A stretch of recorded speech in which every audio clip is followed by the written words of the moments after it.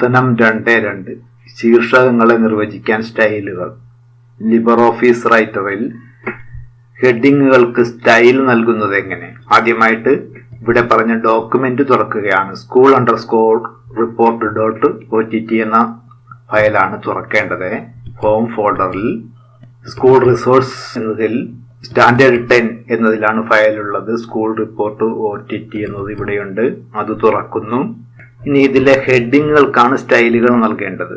ഇവിടെ ആമുഖം എന്ന ഹെഡിങ് ആദ്യം സെലക്ട് ചെയ്യുന്നു. ഇപ്പോൾ ഇതിന് സ്റ്റൈലുകളൊന്നും നൽകിയിട്ടില്ല. ഇവിടെ സ്റ്റൈൽ ബോക്സിൽ നോക്കുകയാണെങ്കിൽ ഡിഫാൾട്ട് സ്റ്റൈൽ എന്ന് കാണാവുന്നതാണ്.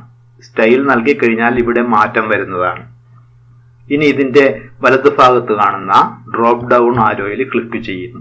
ഇവിടെ ഹെഡിങ് 1 എന്ന സ്റ്റൈലാണ് കൊടുക്കുന്നത്. അതുകൊണ്ട് ഹെഡിങ് 1 എന്നതിൽ ക്ലിക്ക് ചെയ്യുന്നു.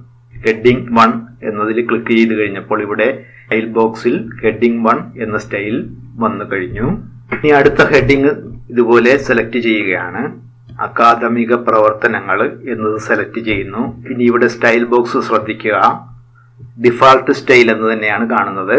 ഇവിടെയും മറ്റൊരു സ്റ്റൈൽ നൽകുകയാണ്. ഹെഡിങ് 1 തന്നെ നൽകുന്നു. ഹെഡിങ് 1 എന്നതിൽ ക്ലിക്ക് ചെയ്ത് ഹെഡിങ് 1 എന്ന സ്റ്റൈൽ നൽകി കഴിഞ്ഞു. ഹെഡിങ് 1 എന്നിവിടെ കാണാൻ കഴിയുന്നുണ്ട്. ഇനി ഇവിടെ അടുത്ത ഹെഡിങ് സെലക്ട് ചെയ്യുന്നു. അതിന് ഹെഡിങ് 2 എന്ന സ്റ്റൈലാണ് നൽകുന്നത്. രണ്ടും തമ്മിലുള്ള വ്യത്യാസം തിരിച്ചറിയുവാൻ വേണ്ടിയാണ്. ഇങ്ങനെ വിവിധ സ്റ്റൈലുകൾ നൽകിക്കഴിഞ്ഞാൽ ഓരോ ഹെഡിങ്ങിനും ഏത് സ്റ്റൈലാണ് നൽകിയതെന്ന് മനസ്സിലാക്കുവാനും നമുക്ക് കഴിയും. ഉദാഹരണമായി അക്കാദമിക പ്രവർത്തനങ്ങൾ എന്നതിലെ സ്റ്റൈൽ ഏതെന്ന് അറിയണമെങ്കിൽ അതിൽ ക്ലിക്ക് ചെയ്ത് നോക്കിയാൽ മതി. അക്കാദമിക പ്രവർത്തനങ്ങൾ എന്നതിൽ ക്ലിക്ക് ചെയ്ത് കഴിഞ്ഞാൽ അതിന് നൽകിയ ഹെഡിങ് 1 എന്ന സ്റ്റൈൽ ഇവിടെ കാണാൻ കഴിയും.